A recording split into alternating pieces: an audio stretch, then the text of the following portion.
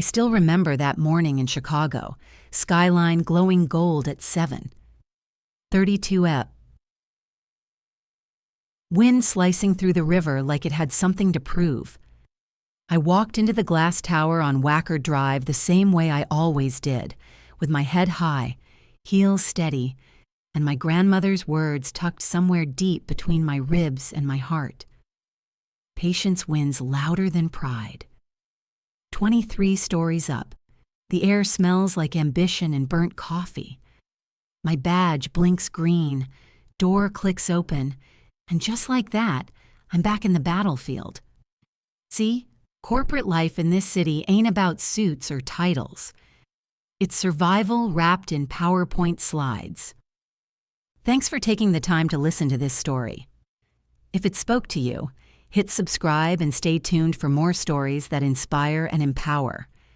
Every smile hides a strategy. Every compliment feels like a prelude to war. But I've learned to move quiet, to observe, to let people underestimate me until the moment they can't anymore. That Monday was supposed to be the day, the one I'd worked for. 8 months, 247 late nights, 17 missed family dinners, all leading up to this. The Henderson contract.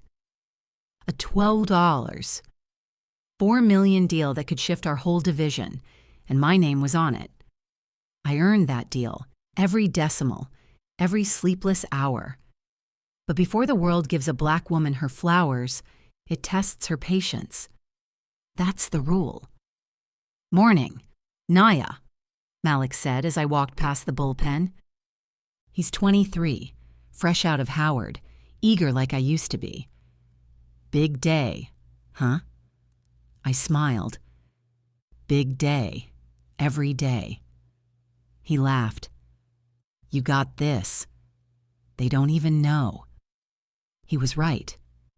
They didn't. Not yet. I crossed the hallway, floor-to-ceiling windows flashing the skyline behind me like a warning light. My reflection looked calm, but my stomach was a thunderstorm waiting to break. I took a breath, whispered to the photo I always kept in my wallet, Grandma Ruth, the woman who raised 3 kids on 1 paycheck and infinite faith. "You watching, Grandma? This one's for you." Her voice echoed in my mind, the same rhythm she used to hum when the rent was late. "Walk steady, baby. God's timing don't rush for no one." And I walked steady. Past the glass doors. Past the people who called me the diversity hire 3 years ago, but now copy my ideas like gospel. They smile now. They nod. But behind that, I know. They're waiting for me to slip. Every step down that hall felt like walking through memories of doubt and defiance. The scent of printer ink, the hum of artificial light, it all felt like history looping back. Black woman.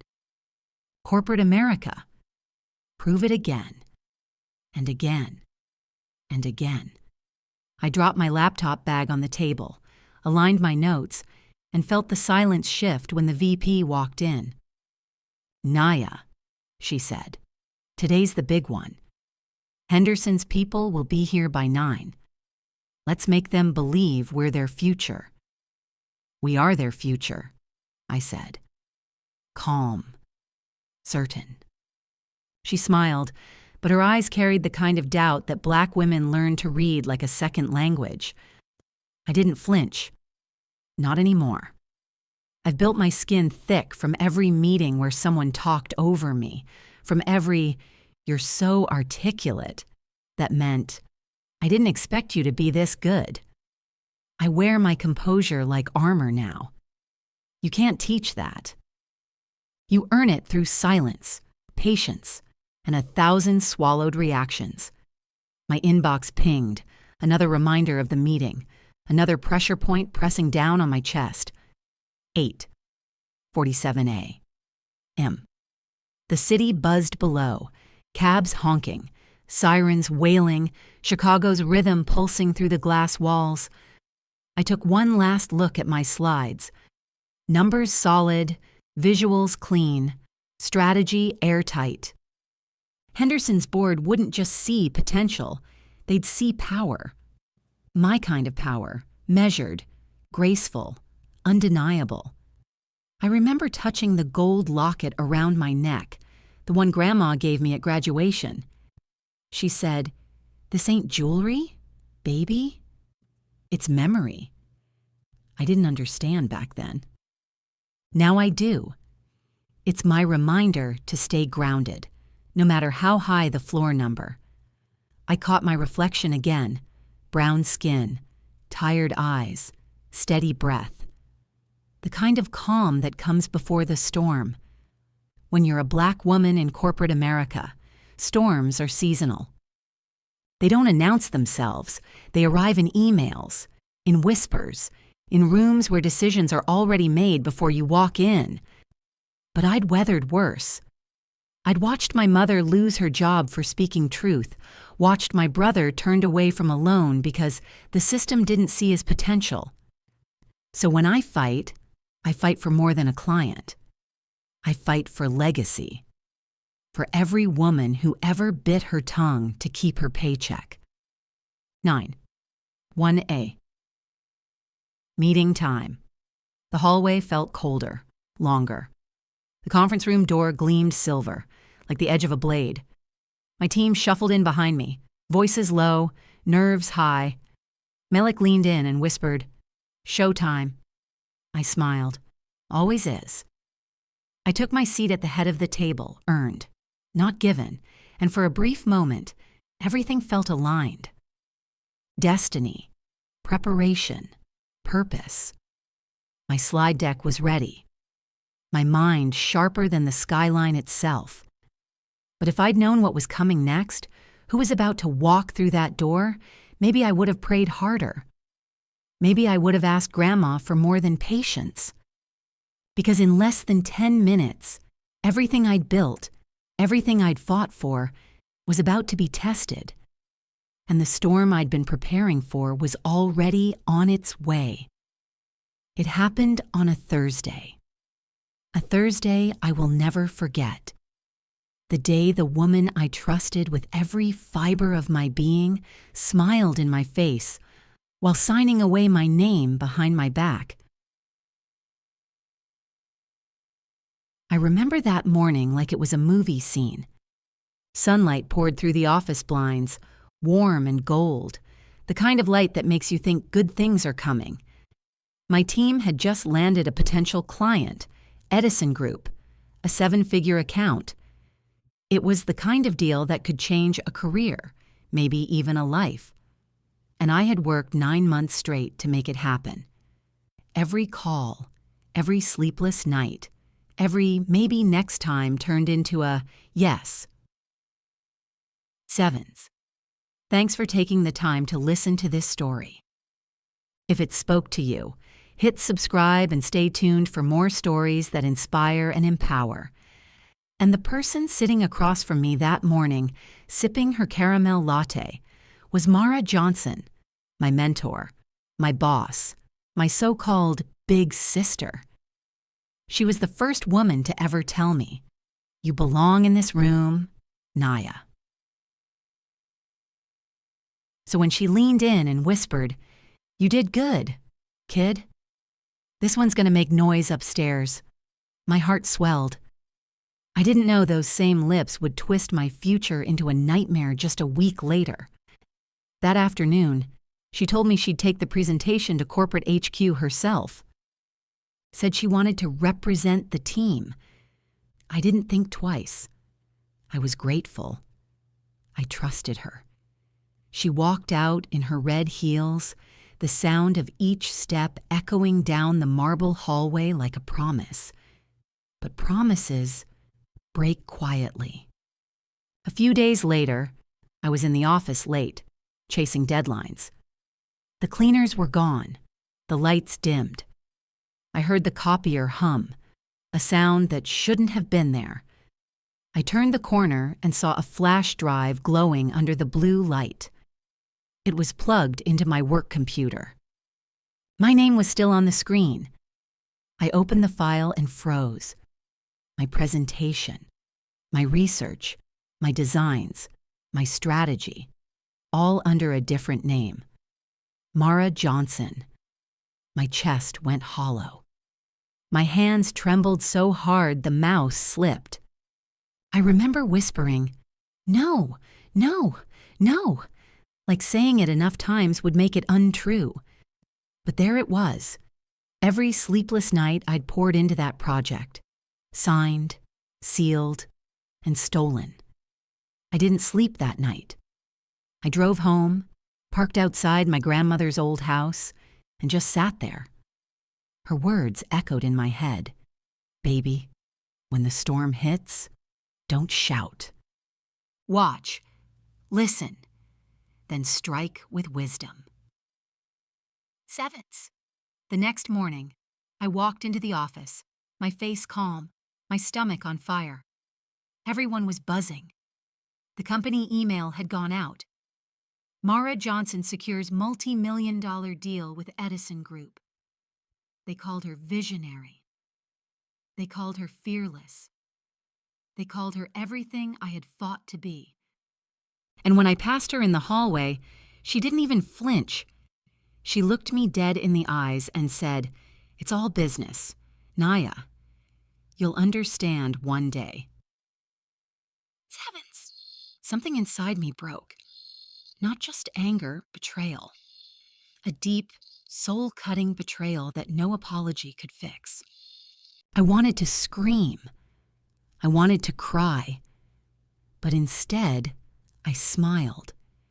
Because my grandmother's voice whispered again, "Stay still. Your time will come." Sevens. Days turned into weeks. The Edison deal moved forward. My name was forgotten. And yet, every time I walked into a meeting, I felt it, that hum of injustice buzzing under my skin. But here's the thing about silence.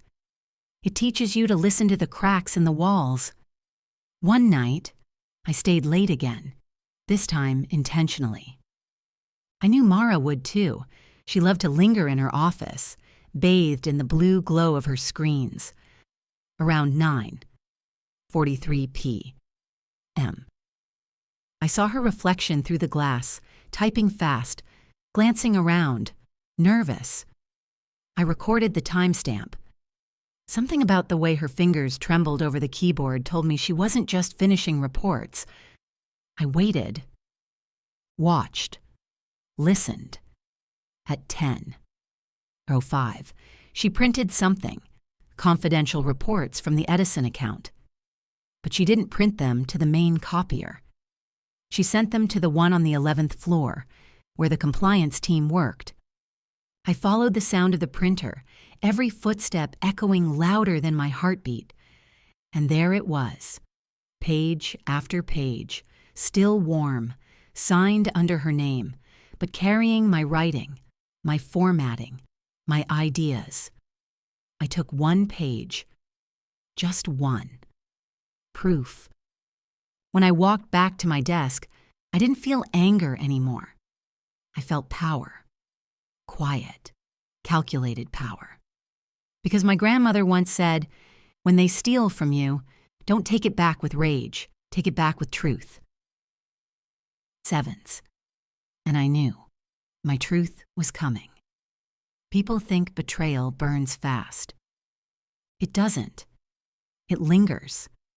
It reshapes you. It makes you question every handshake, every "I'm proud of you," every late-night pep talk. But it also teaches you something else, how to see the world without illusions. By the end of that month, the betrayal had spread like wildfire through my body. I stopped smiling in meetings. I started watching patterns. Who spoke to whom? Who CC'd who in emails? I wasn't Naya, the dreamer, anymore. I was Naya, the observer. And one night, I found what I needed. An internal memo, buried in the digital archives, timestamp 12. 17A. 2 days before Mara's big presentation. It was from corporate legal. It listed the team members responsible for the Edison acquisition. My name wasn't there. Hers was. And under the strategy consultant section, she'd written her cousin's name. That's when I knew. This wasn't just betrayal. This was a setup. My phone buzzed. It was an email from Edison's VP. Looking forward to your presentation next Friday. Mara. Sevens. My heart stopped. Friday. That was supposed to be my presentation. That's when everything in me, the hurt, the fire, the wisdom, aligned into one clear thought. They took my name. I'm taking it back. Sevens. And I swear, that night, as I looked out at the city lights of Chicago, every flickering window felt like a silent witness. I promised myself something right then. I wouldn't just expose her. I'd make the truth undeniable. Because when you betray a Black woman who built her success on patience, prayer, and persistence, you better be ready for the storm she becomes. Revenge ain't always loud. Sometimes it wears a calm smile and walks right past your enemy's door. Evans, that's what my grandmother used to say. And I finally understood what she meant. Because after Mara stole my name, my work, my worth, I didn't scream. I didn't cry. I built a plan. Quietly, carefully. The next Monday, the office was buzzing with talk about the Edison deal. Everyone wanted to know how Mara did it. I just sat there, listening. Every laugh felt like a needle. But inside, I was cold, steady. Because I had something they didn't. The truth. I spent 32 nights studying every line of that contract, every piece of correspondence, every timestamp. I printed emails, highlighted inconsistencies, traced digital footprints back to her logins. At 2:17 I discovered something. The files she submitted to corporate were modified using my internal ID tag. She didn't even bother to erase it. My name was hidden in the metadata, buried deep like a whisper waiting to be heard. That was my first piece of gold. The second came when I overheard a conversation in the hallway. Mara was on the phone with Edison's VP. I caught only fragments, timeline, budget flexibility, ownership rights. But that last phrase hit me like thunder. Ownership. That contract didn't just secure a client. It gave her control over a long-term consultancy license, one that legally belonged to the firm. If corporate found out she manipulated that clause, it wouldn't just be embarrassing. It would be career-ending. And that's when I knew exactly how to move. The next morning, I requested to join the Edison retention team, under the pretense of helping with follow-up materials. No one questioned it. I was the one who had built the original client relationship. Mara smiled and said, "Of course, Naya. Just stay in your lane this time." Sevens. I nodded. Always do. Sevens. But what she didn't know was that my lane had just become her trap. I started documenting everything. Every call, every meeting, every version of the project file. I even mirrored her project drive to a private server. I wasn't hacking. I was protecting my work, the same way a mother protects her child. On the outside, I was calm, polite, efficient. But inside, I was building a fortress. Then came the small, deliberate moves. I began asking quiet, precise questions in meetings. Could we review the initial proposal timeline again? Or did we finalize who originated the creative pitch deck? I said it softly, just enough to make a few heads turn, just enough to plant doubt. Mara's eyes would flick toward me every time. Sharp, watching, wondering.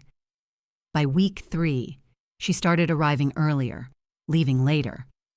Her laughter got tighter, shorter. She stopped CCing me in client emails. That's when I smiled for the first time in weeks.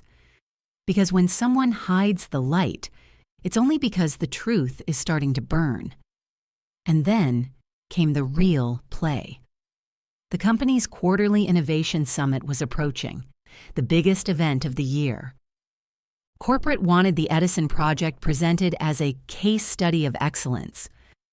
Mara, of course, volunteered. She thought she'd stand on that stage and shine under my light. So I gave her the spotlight, and I rewired the power behind it. Thanks for taking the time to listen to this story. If it spoke to you, hit subscribe and stay tuned for more stories that inspire and empower. For 3 weeks, I worked late nights creating a new strategy proposal for Edison, one that expanded the deal into community outreach and minority-owned business collaboration. It was bold, ethical, forward-thinking, the kind of plan the firm could never ignore. And I made sure the entire thing was traceable to my name, my login, my timestamp. Then, quietly, I shared it. Not with Mara, but with HR, compliance, and Mr. Reynolds, the head of corporate partnerships, the one man who cared more about integrity than numbers. I didn't accuse her. I simply said, Sevens. I've been refining this project based on the original strategy I created before leadership reassigned it. I hope this new approach aligns with the firm's mission. That was it. No drama, no accusation, just facts and patience. 2 days before the summit, Reynolds called me into his office. The room smelled of cedarwood and old ambition. He looked up and said, "Naya, did you develop this community expansion proposal yourself?" Sevens. I nodded. Yes, sir. It's built on the foundation I drafted for Edison last quarter. Sevens. He leaned back. Interesting? Because Mara's version lacks any of these components. Hers is basic. Sevens. He studied me, and I could feel my grandmother's words rise in my chest. You'll win with wisdom. Sevens. That night, Mara stormed into my cubicle. What did you do, Naya? She hissed. I looked up, calm. My job. Sevens. Her eyes narrowed. Don't play innocent. You're trying to undermine me. Sevens. I smiled softly. No, I'm just making sure the work reflects the truth. Sevens. And in that moment, for the first time, I saw fear flicker in her eyes. Not because I yelled, not because I fought, but because I didn't. Silence can be the loudest weapon. The day of the summit arrived. The auditorium was packed. Over 200 executives, cameras, clients, board members. Mara stood center stage in her signature red heels, voice steady, slides glowing behind her. She was flawless until slide 14. That's when the new community strategy appeared, the one with my name in the metadata, the one uploaded automatically from the shared drive I had set. The audience murmured. Reynolds looked at me across the room, his expression unreadable. Mara froze for a second. Just 1 second. But in corporate time, that's forever. I didn't move, didn't smile, didn't blink. Because this wasn't revenge. This was restoration. After the summit, people started whispering. Not loud enough to be gossip, just enough to shift the air. Did you see the change in the slides? That sounded like Naya's initiative. I thought that was her work. Sevens, by the end of the week, the story had turned. Quietly. Elegantly. The way truth always does. When I finally got home that night, I sat by the window, the city lights reflected in my glass of water. My grandmother's old photo sat on the shelf. I whispered, I didn't fight her, Grandma. I just let the truth fight for me. Sevens. And for the first time in months, I slept. Not like someone who'd won, but like someone who'd come home to herself. Because sometimes the best strategy isn't revenge. It's remembrance of who you are and what you will never let them take again. They say truth always finds a way out, but nobody tells you how loud that moment gets when it finally breaks the silence. It was a Wednesday morning, gray sky over Chicago, air heavy like something was about to crack. I walked into the conference room at exactly 9. 0A. My grandmother's old watch ticking steady on my wrist. The same watch she wore when she used to say, "Patience is power, baby." The room was quiet. Just 4 of us. Mara, me, HR Director Janine, and Mr. Fletcher from compliance. Small room, big storm. The table smelled like coffee and tension. Mara sat across from me, her red blazer sharp, lipstick flawless, like she was ready for a magazine cover instead of a reckoning. I sat straight, calm, hands folded. My heart? It was doing 80 miles an hour, but I didn't let it show. Janine started. Ladies, we're here to discuss some discrepancies related to the Edison account. Her tone was polite, but the undertone was clear. Someone's about to bleed. Mara smiled, that same practiced corporate smile she'd worn when she stole my name. Of course, I'm happy to clarify anything. Sevens. I didn't look at her. I looked at the folder in front of me. My folder. Inside were 3 documents. 1 email chain, 1 presentation file, and 1 digital audit report. 3 pieces of paper that could turn her empire to dust. Mr. Fletcher adjusted his glasses. Before we begin, I'd like to confirm that both of you were involved in the Edison client acquisition process. Sevens. Mara leaned back, voice smooth as honey. I led the negotiations. Naya supported with data research. Sevens. That's when I spoke. Actually, I developed the entire acquisition strategy. The data, the pitch deck, the long-term model. I have the drafts, time-stamped. The room shifted. You could feel it, like oxygen rearranging itself. Mara turned toward me, eyes sharp. Naya, let's not get confused here. We worked as a team. I met her gaze. Did we? Because last time I checked, team members don't erase each other's names from files. Sevens. A flicker. Just a flicker in her eyes. Fear. Then it was gone. Janine raised a brow. Mara, can you explain that? Sevens. Mara laughed softly. Erasing names? That's absurd. Maybe there was a formatting issue. You know how tech glitches. Mr. Fletcher interrupted, cool and clinical. We reviewed the metadata. Every version of the pitch deck before the submission includes Naya's internal ID tag. The final submission sent to Edison removed that tag and replaced it with yours. Sevens. The silence that followed felt heavy enough to crush bone. Mara blinked. That's impossible. I didn't touch the file personally. Maybe the system auto-updated. Sevens. I spoke softly. No system auto-updates ownership. Not at 2. 17 on a Sunday. Sevens. That number hung in the air like thunder. Mara's smile faltered. You're accusing me of fraud? Sevens. I shook my head slowly. No. I'm reminding you of what integrity used to look like.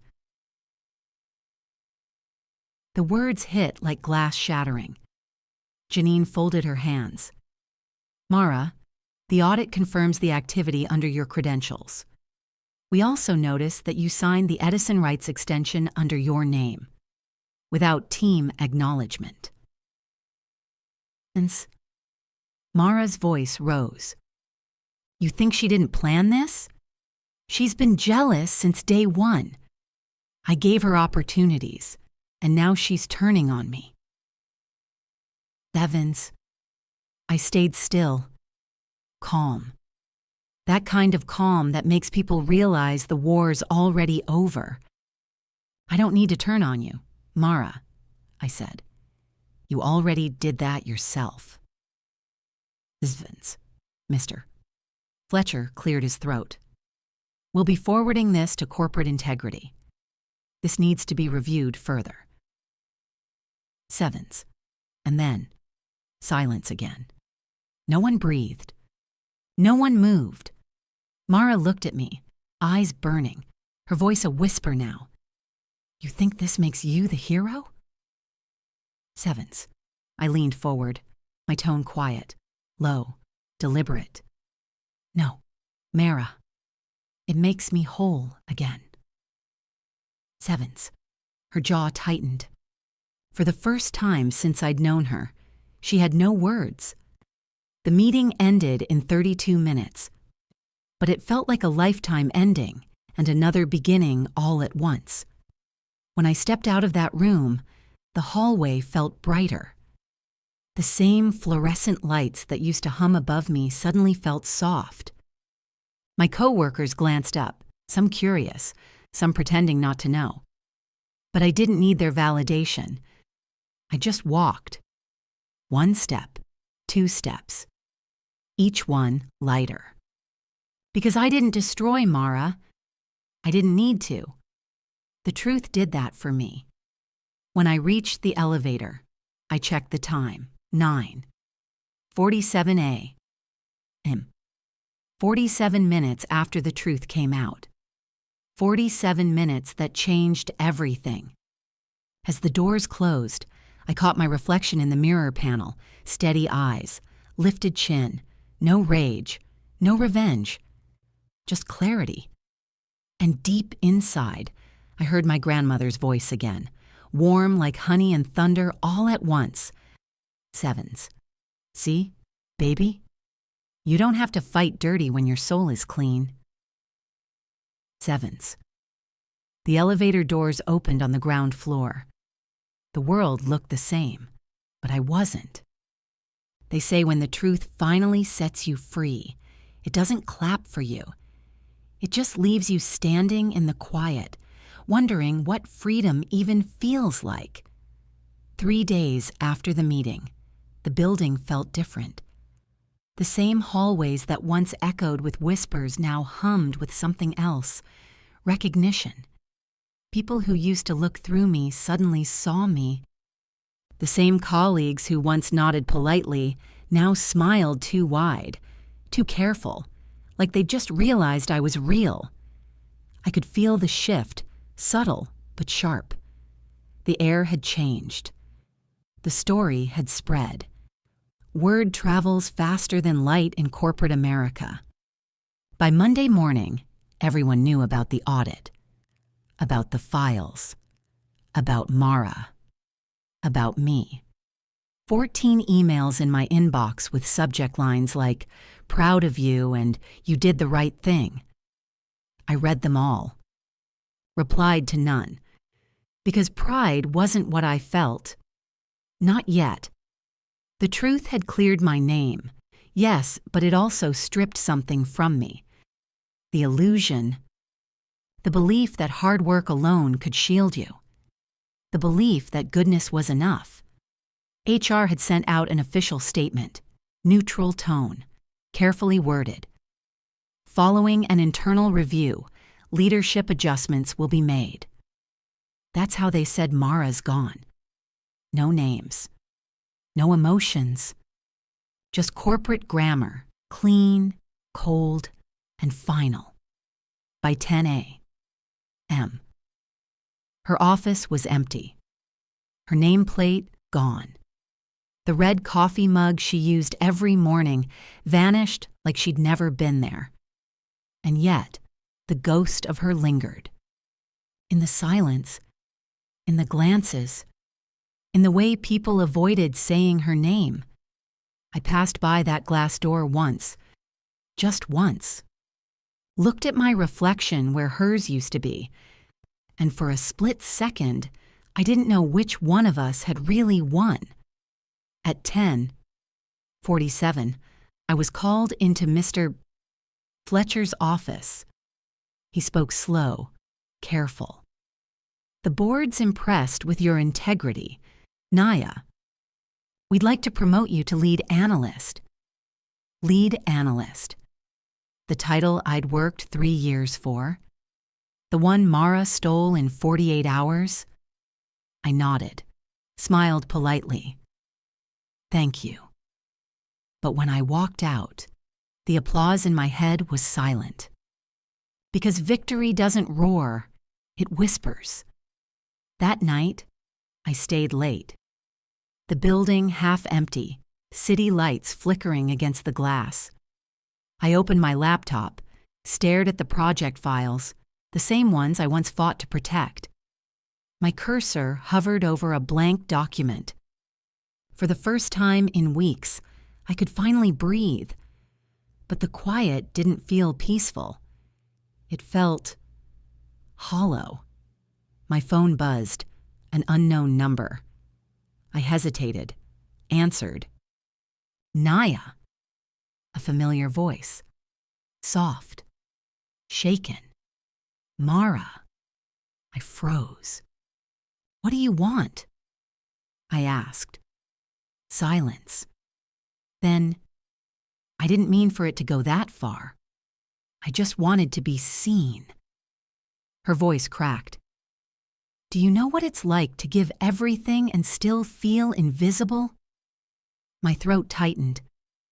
Because yes, I knew exactly what that felt like. Yeah, Mara, I whispered. I do. But the difference is, I never burned anyone to feel it. She didn't respond. Just breathing. Then a soft, broken, I'm sorry. I didn't forgive her. Not then. Maybe not ever. But in that moment, I realized something. Truth doesn't just expose others. It exposes you.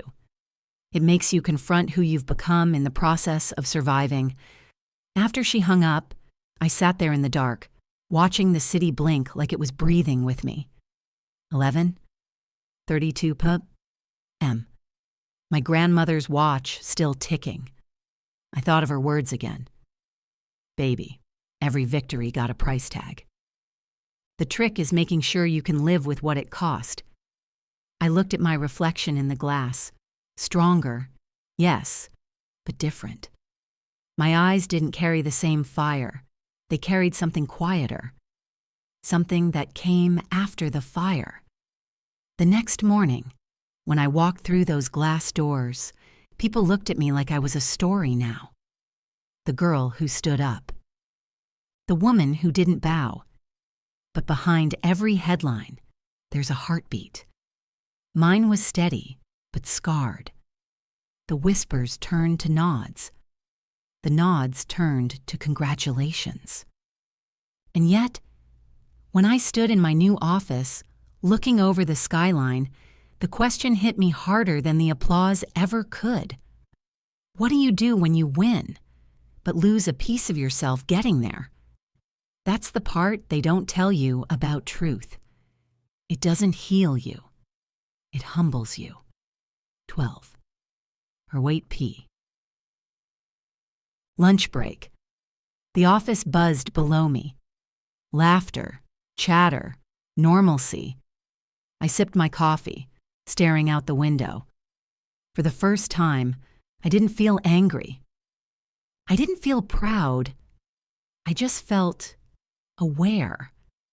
Aware that sometimes you have to burn a bridge not to punish someone, but to light your own way. I opened my journal, wrote one line. I didn't fight to be right. I fought to be real. Then I closed it. Because some stories don't end with revenge. They end with release. And as I gathered my things, ready to leave for the day, I caught my reflection again, shoulders steady, eyes calm. No longer the girl who needed to be seen, just the woman who finally saw herself.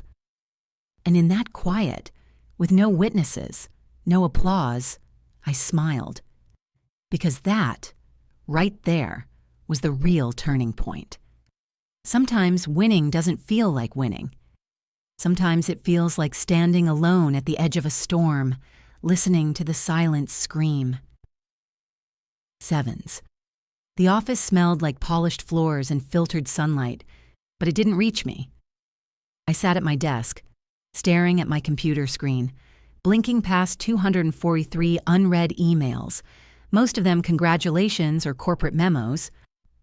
Everyone saw the victory, but nobody saw the nights I spent tracing every byte of data, every email, every timestamp.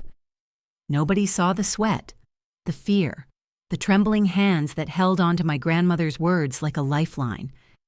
Mara was gone. HR sent a memo. Effective immediately, leadership reassignment confirmed. Just words. Cold. Distant. And yet, the echo of her absence lingered like smoke after fire. I had expected relief, but instead, there was only a quiet ache. The kind that sits behind your ribs and whispers, "This is your victory," but it isn't free. By 3:14 p. The office hum had faded into my own thoughts. I walked the halls alone, past colleagues who smiled politely, nodded, whispered "well done" behind their hands. But their words felt like wind, warm, yet unable to touch the core of me that ached. 48 hours ago, Mara had tried to take everything. Now, I had it all. But all of it felt hollow. I thought about the late nights, the solitary dinners, the weekends spent pacing my apartment, laptop open, cursor blinking, heart racing. 52 nights of relentless preparation. 52 nights my phone stayed silent, except for reminders, calendar alerts, and the occasional check-in from my mentor. I hadn't called my best friend once. I hadn't texted my sister. I hadn't breathed outside of strategy, data, plans, proofs. Victory doesn't give you comfort. It asks for something in return. And now, in the quiet aftermath, I understood the price. I went up to the rooftop after work, the city sprawling beneath me, lights flickering like distant stars. Wind cut across my face. I leaned against the railing and closed my eyes. I thought about Mara, about how easily she had once undermined me, about the thrill she must have felt thinking she had won. And yet, I didn't feel triumph. I felt lonely. Because winning alone leaves an echo that no applause can fill. And then came the subtle reminders of what I'd lost. Small things. The coffee breaks I skipped. Friends I didn't see. Nights I couldn't rest. Every personal moment sacrificed at the altar of ambition and integrity. I had gained respect. But respect is not warmth. Respect is not laughter shared with someone who truly knows your journey. Respect is acknowledgement, distant and polite. I thought about my grandmother. Every victory got a price tag. Make sure you can live with what it cost. She hadn't said it lightly. I felt her words in the hollowness in my chest, in the tightness in my shoulders. She had prepared me for the fight, but nobody warned me about the quiet aftermath. And yet, there was beauty in it too. The victory, lonely as it was real. I hadn't bowed. I hadn't compromised my integrity. I had faced betrayal, fear, and the weight of ambition, and I had stood tall. That, in itself, was something no one could take away. Not Mara, not corporate politics, not even the whispers of doubt that lingered like ghosts. By 8:03 p.m., I returned to my apartment. The city outside my window pulsed with life, unaware of the battles fought in boardrooms, in dark offices, in quiet hearts. I poured a glass of water, sat by the window, and stared at the skyline. Reflected in the glass, I saw my own eyes, tired, yes, but fierce, determined, scarred, but alive. Then my phone buzzed. Unknown number. A message. I'm sorry. You did what I couldn't. Mara. I didn't respond. I didn't need to. She had no idea how deep the lessons went, how patient I had been, how calculated, how I had turned the tables with nothing but truth and resolve. She had no idea that the real cost of victory was not in seeing her falter, but in watching myself grow alone, uncelebrated, and still standing. I walked to the kitchen, poured myself a cup of coffee, and for a moment, let the silence settle around me. The quiet was heavy, yes, but also a kind of freedom. I could breathe without looking over my shoulder. I could plan without fear. I could exist without compromise. I picked up my journal and wrote one line. The world will never know the nights I spent alone to claim what's mine. But I know, and that is enough. 7s. I closed the journal, sat back, and let the city lights wash over me. Because sometimes, the cost of truth is solitude. Sometimes, the price of integrity is quiet. Sometimes, winning means learning to sit with yourself, fully aware of what you've sacrificed, fully alive in the knowledge that you paid for it with every ounce of your soul. By 11:59 p.m. The office was dark, the city sleeping. I finally felt it. The melancholy of victory. Not bitter. Not sweet. Just necessary. And in that necessity, a strange kind of peace. I stood from my chair, walked to the window, and whispered into the night. I won. And I am still here. And that, Grandma, that is all that matters. 7s. The storm had passed. The silence remained. And in that silence, I found the shape of my own strength. They tried to break me. Instead, they built me. And that's the part they'll never understand. 7s. I used to think strength was loud, that it had to roar to be real. But now, after everything, I know strength can whisper too. It can sit in silence, sip coffee in the dark, and still hold the power to move mountains. Because the quiet kind of strength, that's the one that lasts. Weeks passed since that day. The chaos faded. The gossip died down. And the world kept spinning like nothing had ever happened. But I wasn't the same. Something inside me had shifted, something steady, grounded, unshakable. I learned that truth doesn't protect you from pain. It just gives your pain purpose. It teaches you to stand firm, even when no one's clapping, even when they doubt you, even when the room feels colder than it used to.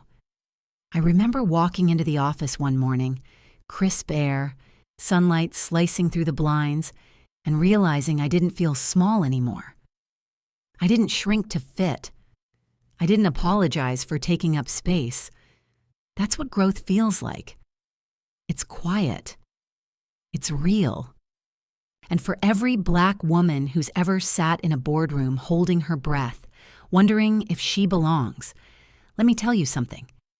You do. You belong in every room your effort built. You belong at every table your wisdom set. You don't need their permission to be enough. You already are. They can question your methods, your tone, your confidence, but they can never question your results. They can take credit, take ideas, take space, but they can't take your essence. The power of a woman who refuses to fold. The legacy of generations that refuse to disappear. My grandmother once said, "Patience is a weapon, baby." But knowing when to use it, that's wisdom. And now I get it. She wasn't just teaching me how to survive. She was teaching me how to rise with grace, to fight smart, to win without losing myself. Every day, I see reflections of her in women like me, women who wake up early, show up twice as hard, speak softly but mean every word. We carry the dreams of those who couldn't. We walk through doors they built from hope and faith and stubborn love. And yeah, it's exhausting sometimes. The microaggressions, the assumptions, the invisible weight. But still we rise. Still we create. Still we stand. Because being a Black woman in corporate America isn't just a job. It's a declaration. A reminder that we are not just part of the story. We are the story. So when people ask me, "Naya, was it worth it? Was the fight worth the cost?" I smile. Not because it was easy, but because I learned something they can't teach in any strategy meeting. You can't lose what's real. And integrity is real. There will always be people who take shortcuts, who win the wrong way. Let them. Their victories are rented. Ours are earned. And when the applause fades, when the lights dim, only the truth stands tall. So to every woman watching this, every dreamer, every fighter, every sister holding her head high through the storm, remember, you don't have to scream to be powerful. You just have to keep showing up, keep doing right, and keep believing that your story matters. Because it does. And to my community, my people, we are more than our struggles. We are living proof that grace under fire is not weakness. It's legacy. It's love. It's the reason the world keeps trying to dim our light, but never can. I walk into every room now with the same thought in my heart. I am not here by accident. I am here by excellence. Sevens. And if this story touched you, if it reminded you of your own fight, your own climb, your own quiet victory, share it. Leave your truth in the comments. Tell me your story. Because our stories don't just inspire, they heal. They remind the world that we were never meant to just survive. We were meant to shine. So, this one's for every Naya out there. For every woman who chose integrity over ease, truth over comfort, patience over chaos. You're not alone. Your journey matters. And maybe, just maybe, our grandmothers are watching, whispering from somewhere beyond the noise. You did good, baby. You did good. Sevens. What do you think about this story? Where are you tuning in from? I'd love to hear from you. Thank you for listening, and let's connect. Don't forget to subscribe for more powerful workplace stories that really hit home.